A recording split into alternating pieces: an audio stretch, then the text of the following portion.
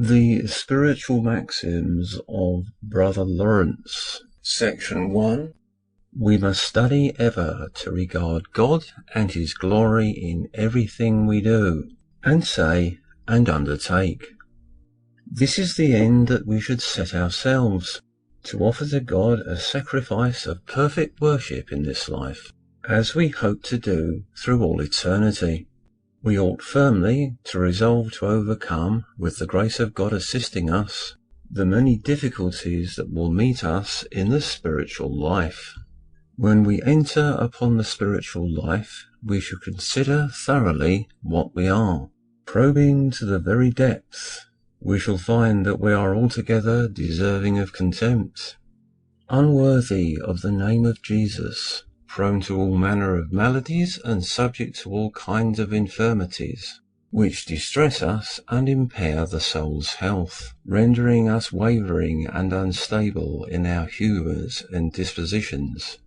In fact, creatures whom it is God's will to chasten and make humble by numberless afflictions and adversities, as well within as without.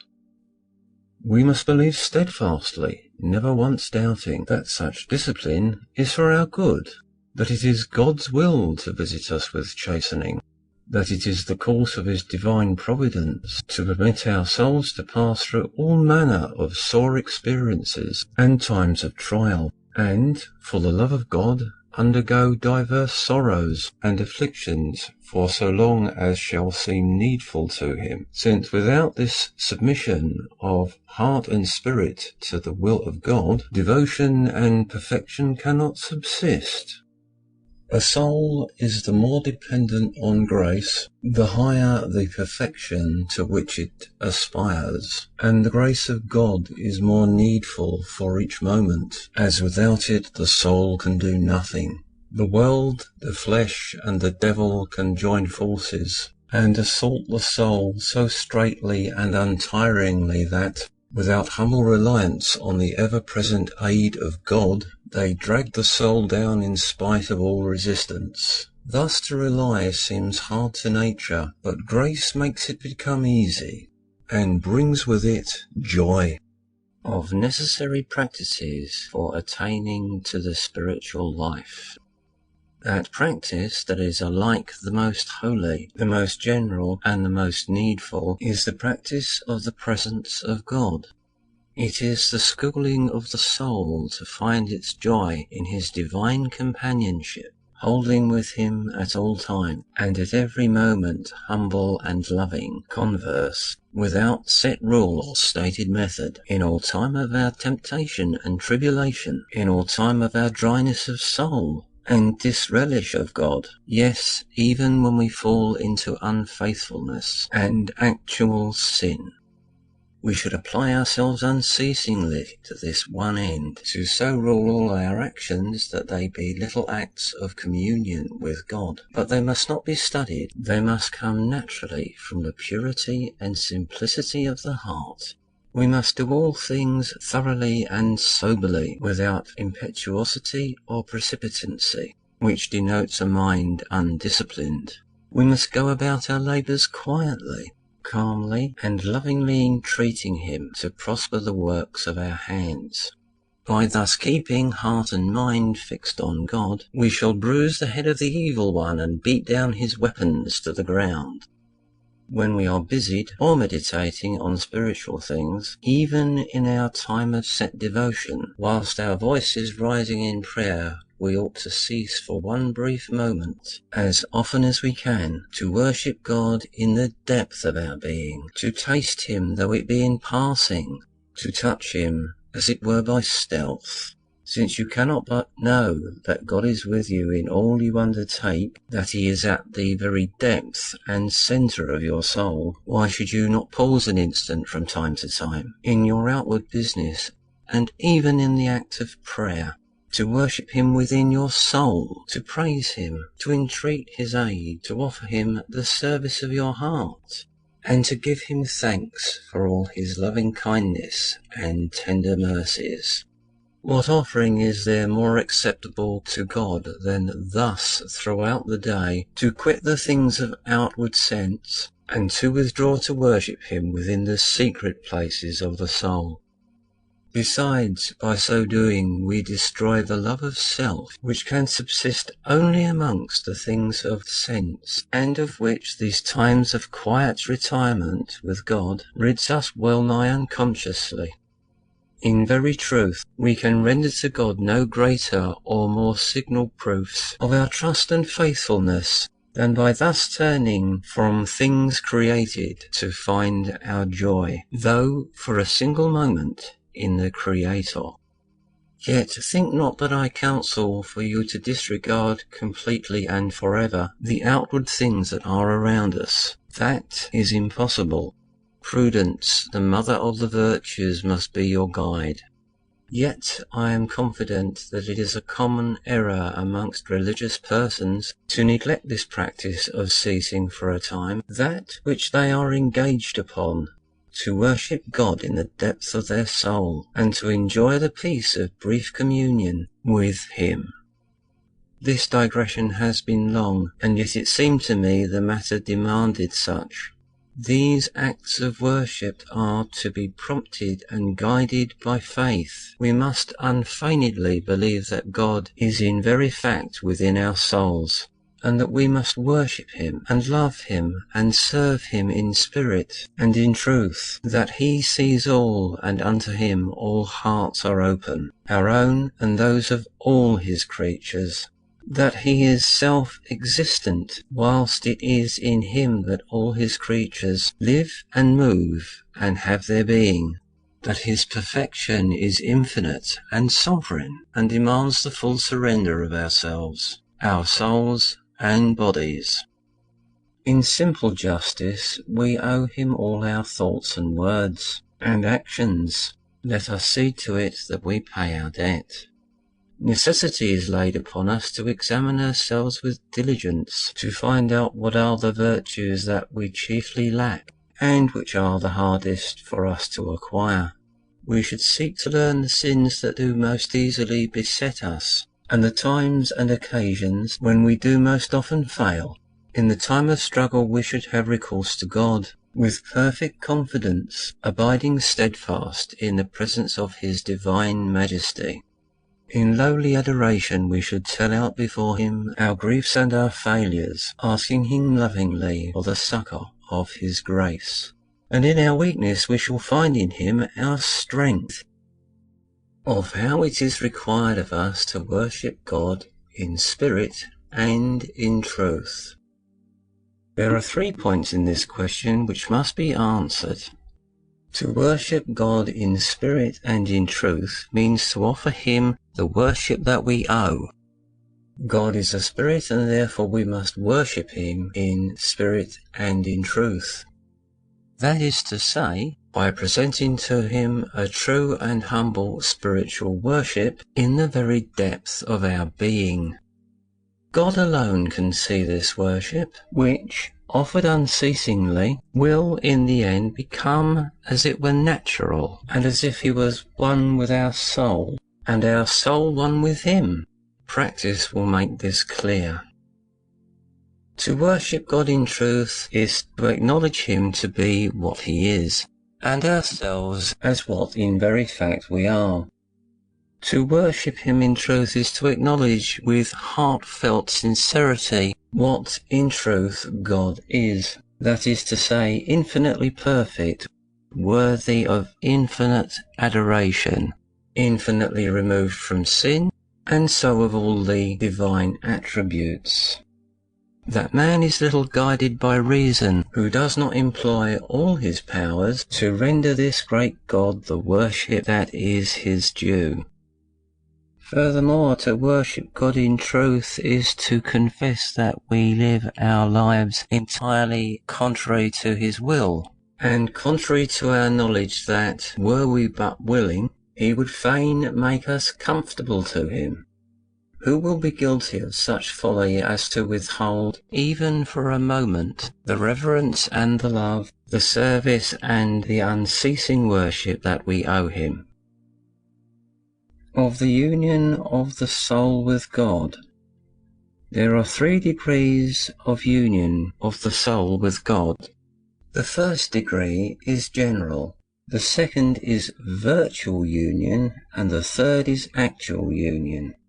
That degree of union as the general which one finds when the soul is united by God solely by grace.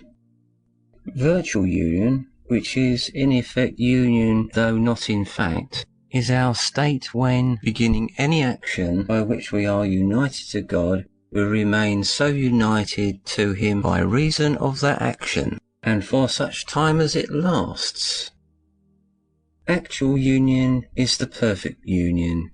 In the other degrees, the soul is passive, almost as if it were slumbering. In this actual union, the soul is intensively active.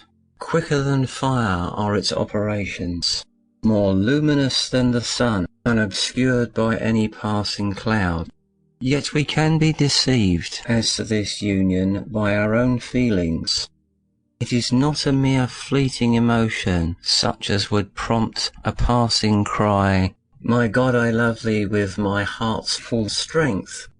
It is rather a state of soul, if I can but find the words, which is deeply spiritual and very simple, which fills us with a joy that is calm indeed, and with a love that is very humble and very reverent, which lifts the soul heights where the sense of the love of God constrains it to adore Him, to embrace Him, with a tenderness that cannot be expressed and experience alone can teach us to understand. All who aspire to a union with the divine should know that whatever can gladden the will is in fact pleasing to it, or at least so the will reckons it. There is no one but must avow that God is beyond understanding. To be united to Him, it is needful therefore to deny the will all tastes and pleasures, bodily and spiritually, that being thus detached, it can be free to love God above all things. For if the will can in any measure come to know God, it can do so only through love.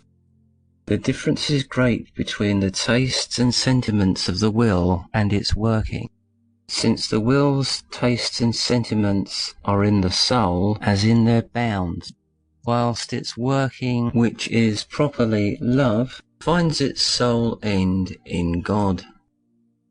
The presence of God.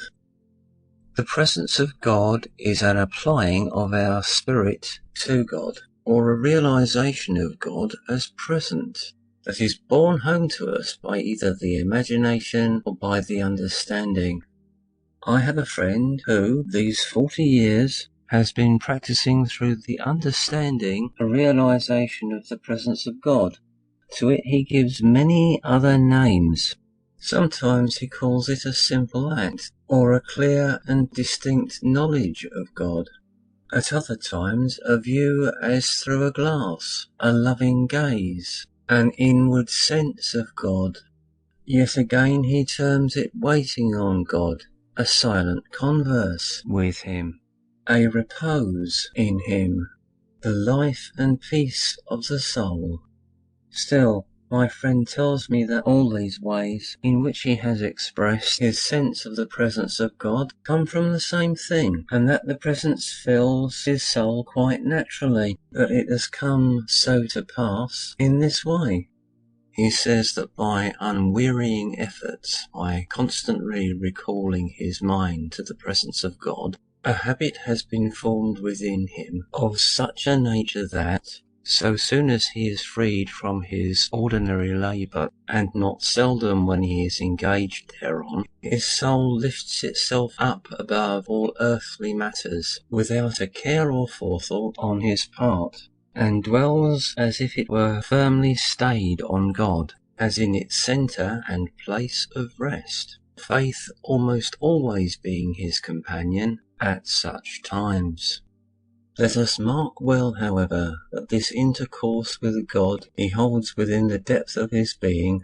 There it is that the soul speaks to God, heart to heart, and over the soul thus holding converse, there steals a great and profound peace.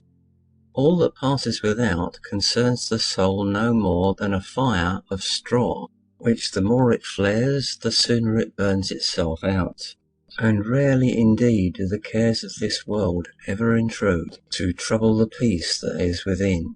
But to come back to our consideration of the presence of God, you must know that the tender and loving light of God's countenance kindles insensibly within the soul, which ardently embraces it. So great and so divine a fire of love to God that one is perforce compelled to moderate the outward expression of the feelings. Great would be our surprise if we but knew what converse the soul holds at these times with God, who seems to so delight in this communion that to the soul which would fain ever abide with him, he bestows favours past numbering, and as if he dreaded lest the soul should turn again to the things of earth, he provides for it abundantly, so that the soul finds within faith a nourishment divine, a joy that has no measure, beyond its utmost thought and desire, and this without a single effort on its part, but simple consent. The presence of God is thus life and nourishment for the soul, and with the aid of His grace it can attain thereunto by diligent use of the means which I will now set out. Of the means for attaining unto the presence of God. The first is great purity of life, in guarding ourselves with care, lest we should do or say or think anything which might be displeasing to God, and when any such thing happens, in taking heed to repent thereof, humbly begging his forgiveness. The second is great faithfulness in the practice of his presence, and in the keeping of the soul's gaze fixed on God in faith, calmly, humbly, lovingly, without allowing an entrance to anxious cares and disquietude. Make it your study before taking up any task to look to God, be it only for a moment, as also when you are engaged thereon, and lastly when you have performed the same. And forasmuch as without time and great patience this practice cannot be attained, be not disheartened at your many falls. Truly this habit can only be formed with difficulty. Yet when it is so formed, how great will be your joy therein. Is it not right that the heart, which is the first thing in us to have life, and which has dominion over all the body, should be the first and last thing to love and worship God, both when we begin and end our actions, be they spiritual or bodily, and generally in all the affairs of life? It is here, therefore, in the habit of this gaze on God, that which is needful to bring heart to this obedience, we must do as I have already said, quite simply without strain or study. Those who set out on this practice, let me counsel to offer up in secret a few words such as, My God, I am wholly thine. O God of love, I love thee with all my heart. Lord, make my heart even as thine, or such other words as love prompts on the instant. But take heed that your mind wanders not back to the world again. Keep it fixed on God alone, so that, thus subdued by the will, it may be constrained to abide with God. This practice of the presence of God is somewhat hard at the outset. Yet, pursued faithfully, it works imperceptibly within the soul most marvellous effects. It draws down God's grace abundantly, and leads the soul insensibly to the ever-present vision of God, loving and beloved, which is the most spiritual and the most real, the most free and the most life-giving manner of prayer. Remember that to attain this state we must mortify the senses, inasmuch as no soul which takes delight in earthly things can take full joy in the presence of God. To be with him we must leave behind the creature. Of the benefits of the presence of God. The first benefit that the soul receives from the presence of God is that faith grows more alive and active in all events of life, particularly when we feel our need, since it obtains for us to succour of His grace when we are tempted or in every time of trial. Accustomed by this practice to take faith as guide, the soul by simple remembrance sees and feels God present, and calls upon Him freely, and with such assurance of response, receiving the supply of all its needs. By faith, it would seem, the soul draws very near to the state of the blessed. The higher it advances, the more does living faith grow, until at last, so piercing does the eye of faith become, that the soul can almost say, "Faith is swallowed up in sight I see and I experience." The practice of the presence of God strengthens us in hope. Our hope grows in proportion to our knowledge, and in measure as our faith grows by this holy practice, penetrates into the hidden mysteries of God. In like measure it finds in Him beauty beyond compare, surpassing infinitely that of earth, as also that of the most holy souls and angels. Our hope grows and waxes ever stronger, sustained and enheartened by the fullness of the bliss which it aspires to and even already tastes in part.